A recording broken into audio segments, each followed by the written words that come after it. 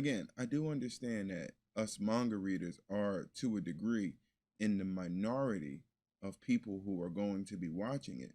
But the series would have never gotten its adaptation if it wasn't for us minority group making the manga a huge success that garnered the attention from Warner Brothers Japan and Netflix and so forth in order for us to get the anime adaptation to begin with.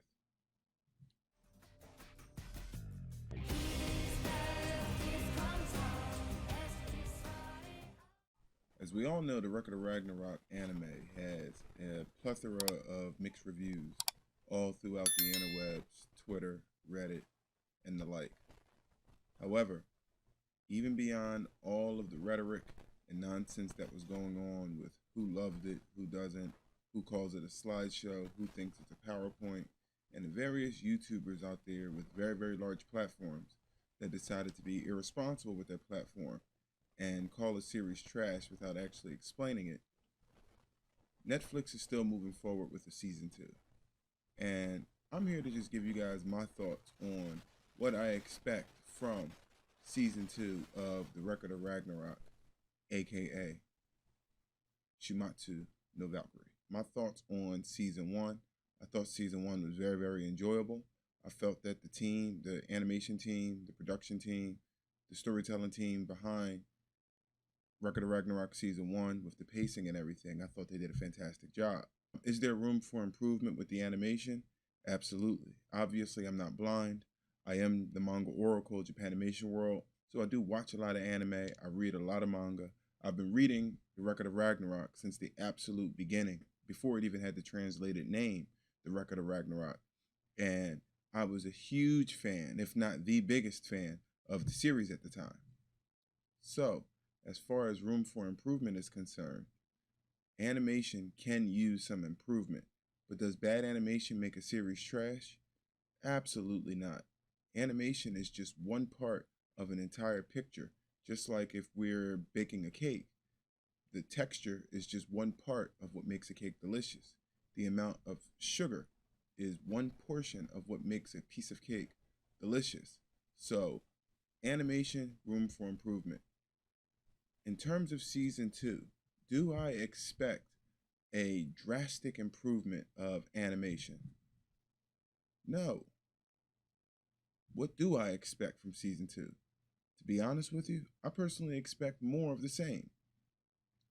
Will there be some slight improvements? Maybe.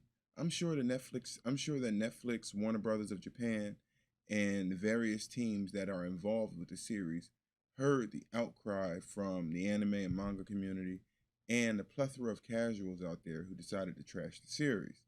And will they potentially make some adjustments or readjust the budget to maybe put a little bit more work into the animation? Well, I'm sure if there was more time involved, possibly. However, I don't think in the amount of time since season 1 came out and when season 2 is slated to come out, will there be a big enough gap in order to drastically improve the animation quality? Additionally, there's many factors involved.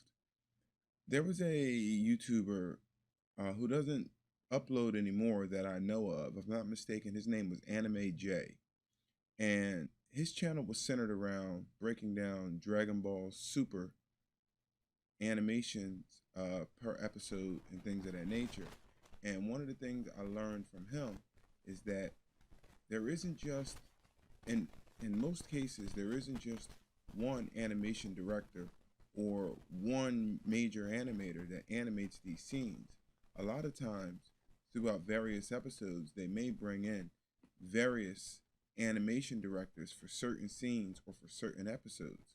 So it really depends on who's hired and what that particular director may find important when it comes to portraying what's on a still page onto what should be moving in an animation. Also, budget.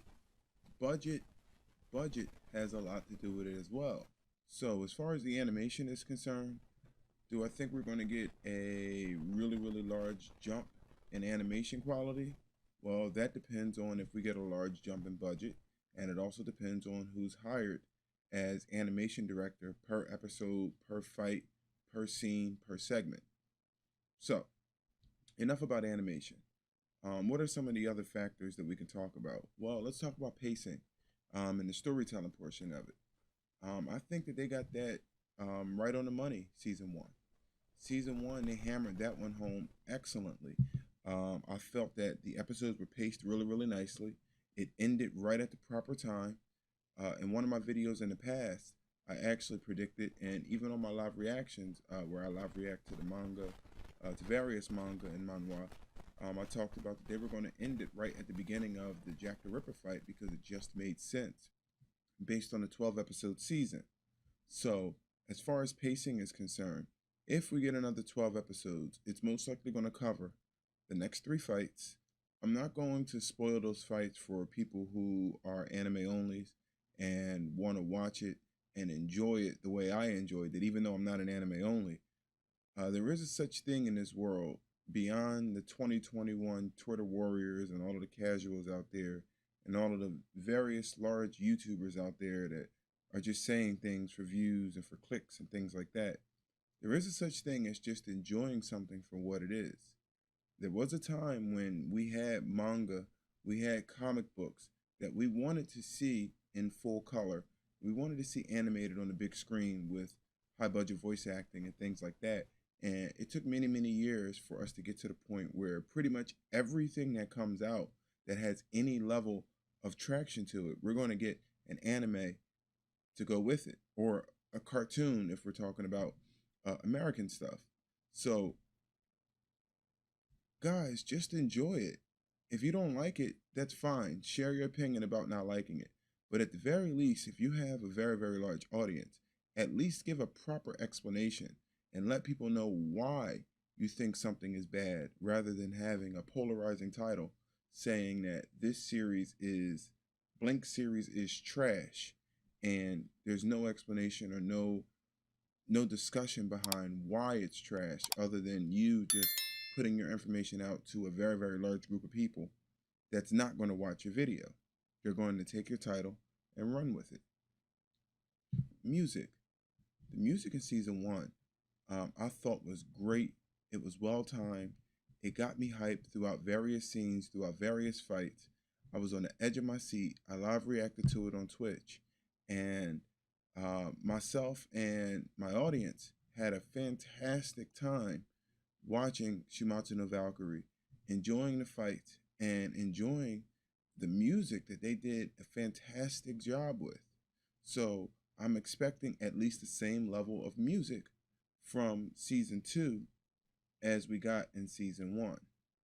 Now, one of the things that I don't want to see in season two of Shumatsu no Valkyrie is based off of an article written by an individual that I will not name or give credit to. And he talked about various groups being included into the story that he felt wasn't included into the Shumatsu no Valkyrie anime. My take on what he had to say is to adapt the story the way the story was written in its original form. And in this guy's article, again, which I will not link, I will not say his name because that article was horrible. It was one of the worst articles I've ever read and one of the worst reviews I've ever read about a series in my life, was that they should have made changes to the original work in order to include various groups into the Shumatsu no Valkyrie story as representation. There's nothing wrong with the story being written to represent various groups. Blacks, whites, Asian, LGBT, Q, so forth. Include them all, if that's the way the story was written originally. But do not make changes to a story where that is not the original vision of the author. If I write a story about a bowl of cereal and some random person feels that I should include spinach into the storyline, and my series gets adapted into an anime or a cartoon or into whatever, don't change my cereal story into a spinach story or half spinach, half cereal because you think it should be spinach. Write a spinach story if that's what you want. So if this person wants to write a story including various groups that aren't included into the Shimatsu no Valkyrie Record of Ragnarok storyline, then write a story about those groups and present it to the world. And if we like it, we like it. And if we don't, we don't.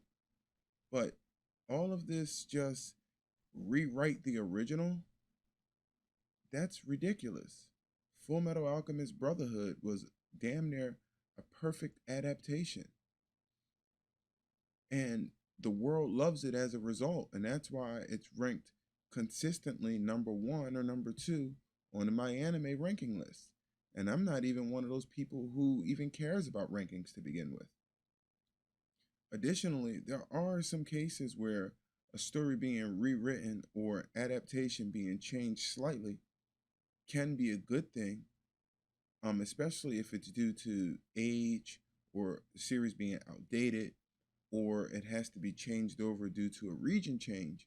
Sometimes small changes may be necessary, but to just change an entire form factor of a series just to include, I find it an absolute ridiculous idea. And I believe in an adaptation in its 100% form. And if you don't like it, then don't watch it. There is plenty of other things out there for everybody. Netflix has thousands of movies, thousands of TV shows, hundreds of anime. And so does Amazon and the rest of those anime and TV services out there. So when a series is being adapted, let a series be adapted in its truest form, especially coming from a reader of the manga. And again, I do understand that us manga readers are, to a degree, in the minority of people who are going to be watching it.